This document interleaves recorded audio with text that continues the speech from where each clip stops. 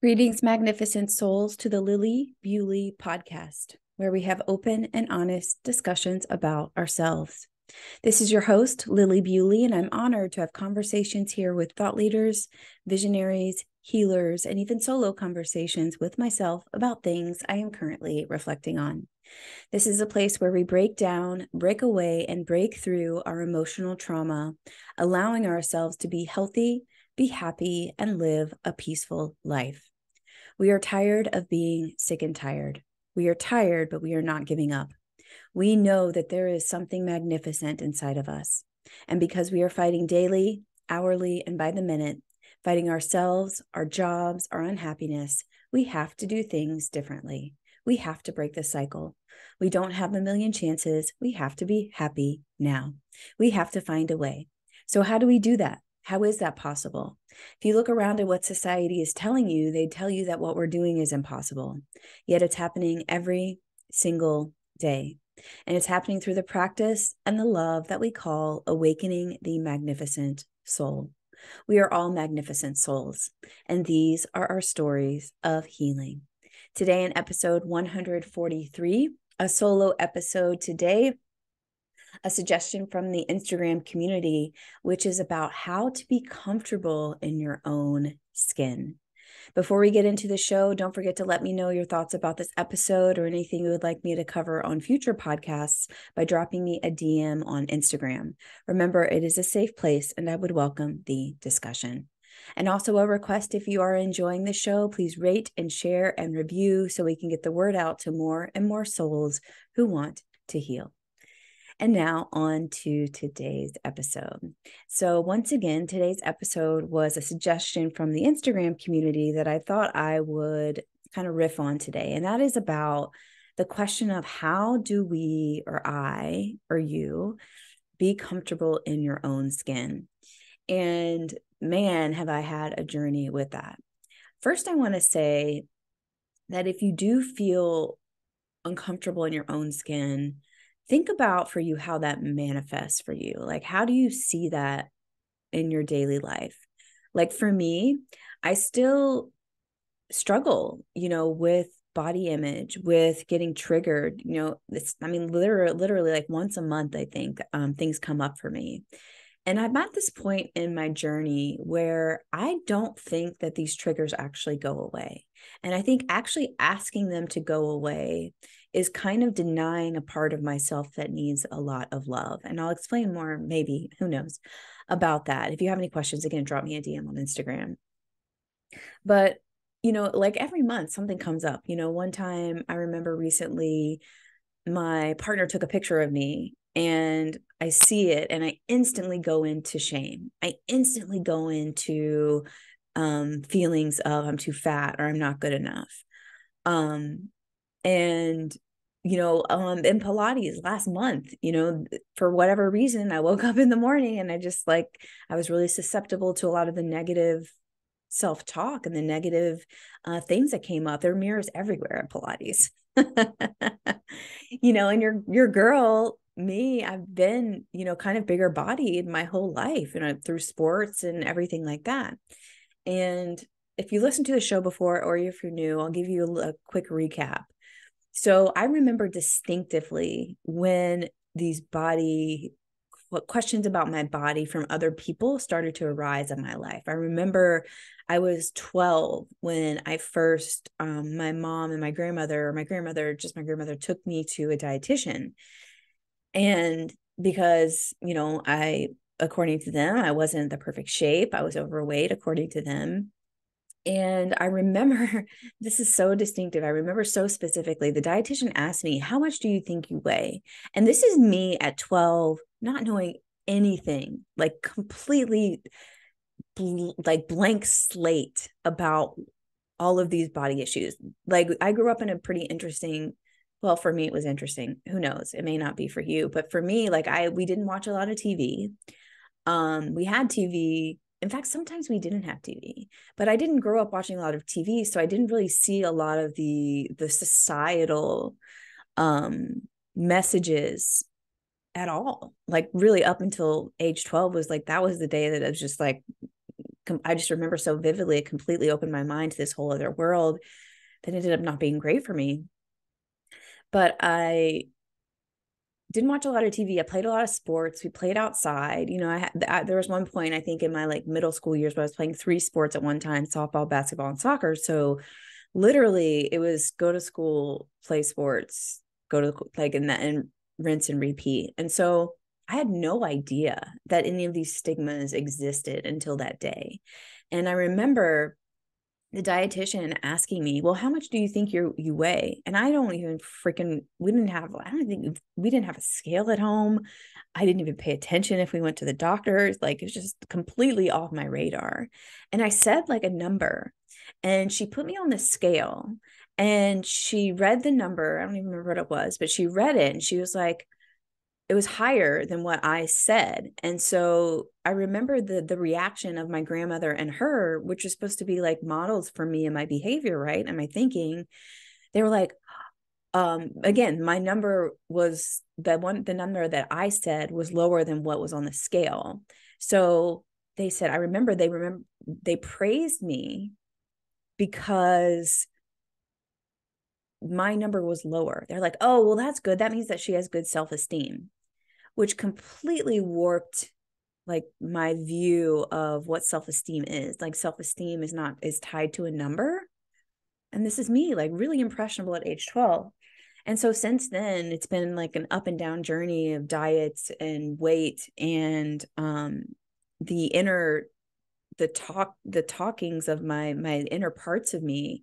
Some people call it the inner critic, but really I'll tell you about a little bit about some tools that help me with that. But being comfortable in your own skin is such a big question for me. So I just want to say, like, talking about this today will probably not solve your issue, whoever asked this. But what it will do, hopefully, is maybe open your way up to maybe differently thinking about it, maybe some different actions about it. And I can say that through my journey with my body, I can say, like, I tried the affirmations. I tried the looking in the mirror and saying, I love you. I tried, obviously the diets, which they worked, but I ended up gaining it back.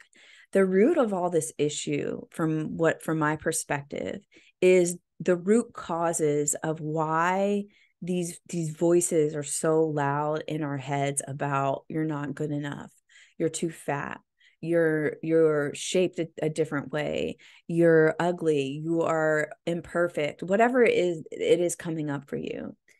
There are some root causes about this, and people talk about, well, just have more self-love, just love yourself more.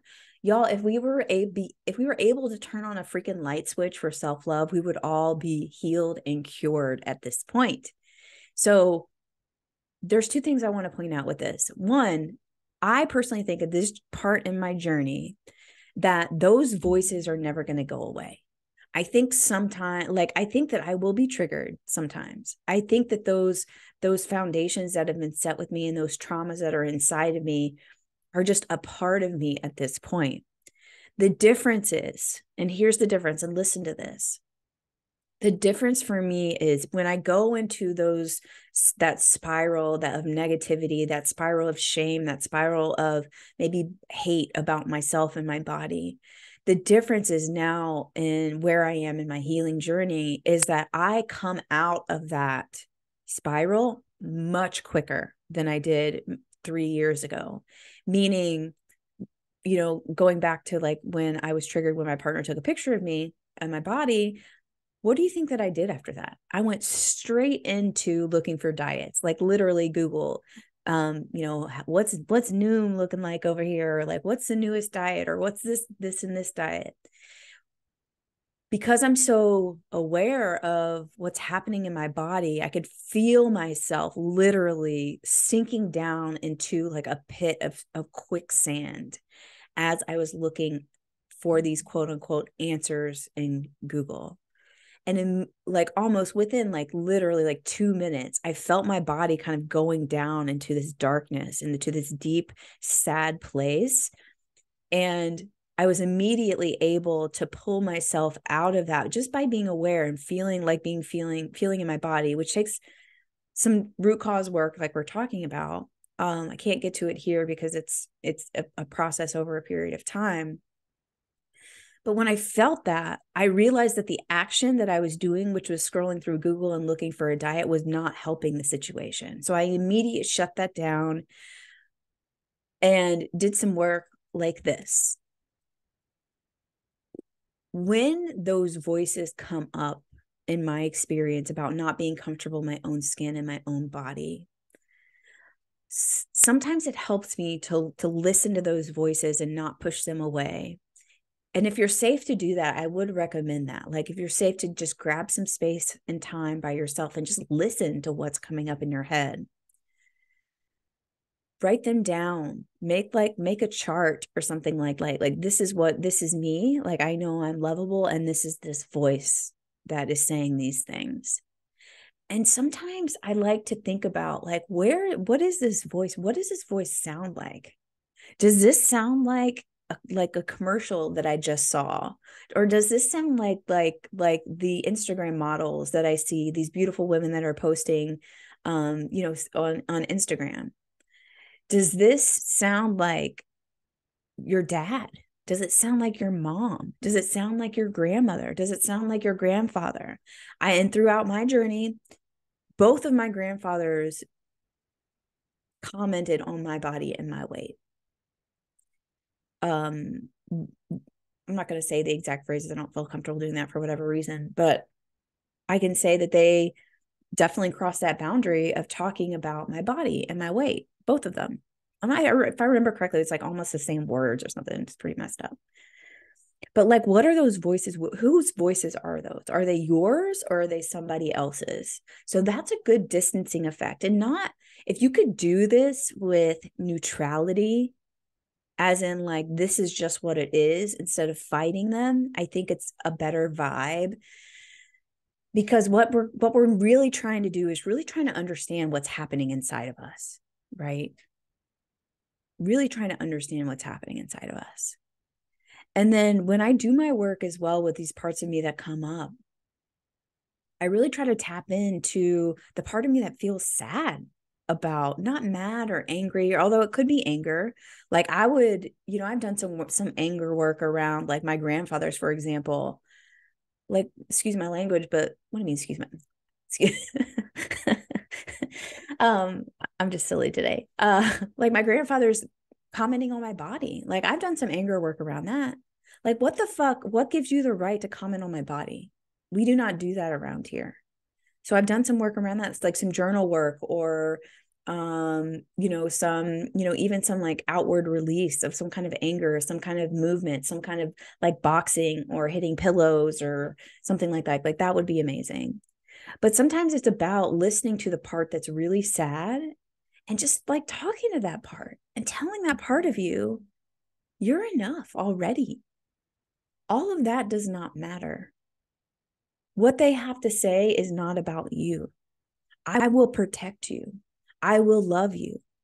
One of the core wounds for me is when I get to say this to myself, like, you are perfect as you are. And the difference from what I'm saying with just straight up affirmations is that what we really want to do with this practice is target the sad part of you, probably like the part that feels probably really young. Like my core wounds are about like when I kind of do this inner work with inside myself, that part of that girl inside of me, the little girl, is in a closet and it's dark. She's alone. She's sad. She's kind of playing by herself, but she doesn't know that there's anything else in the world, anyone else in the world could help her. So she feels like an outcast. And so I really just love to talk to that part. So that could be some work for you. I will say too, like being uncomfortable in your own skin, I don't have any context around that, but I have been in part of my journey as well, like literally being uncomfortable in my own skin, like feeling like I'm crawling out of my skin because I'm so what's the word, like activated. And that is a nervous system response, y'all. So that's not something really that we can cover here with healing on the podcast, but those two things may help you if you're not feeling really great about being comfortable in your own skin. And my other question would be like, where does this occur? Where does this occur most? Does it occur at home? For me, it's like when I see pictures of myself, that's more of where it gets triggered for me. But like, where does this occur? Does it occur like at school? Does it occur at job? Do you never feel like you're enough at when you're dating, for example? Like, where does this occur most? Where are the most triggering examples of that? Because that's where we're going to need the most look at and the most kind of love, probably the most healing as well. I could imagine.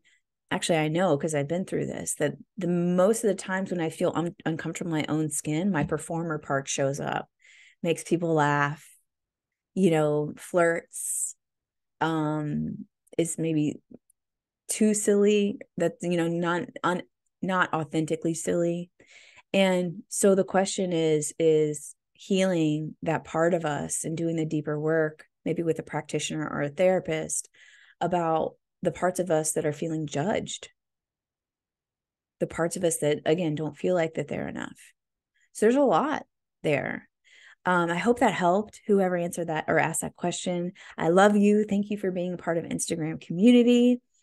I think I'm going to close it up with that. And I want you to know that you are loved and you are supported. You are perfect as you are.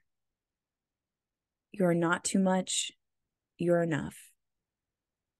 I love you. Two things before I close up the show today. One being, if you would like to support the show, I welcome any type of support in the form of $1, $5, or $10 a month. What that does is it really helps me let everyone know that you're out there. Number two, it helps with production of the show. And like I always say, I love me a coffee. So if you want to buy me a coffee, I will be more than happy to receive that. The other thing is Dating You is open for enrollment. Dating You, the School for Magnetic Relationships, is really going to help you heal from a root cause level, those deeper level patterns that we're seeing, even something about this today. What I love about Dating You is it has a very specific prescription.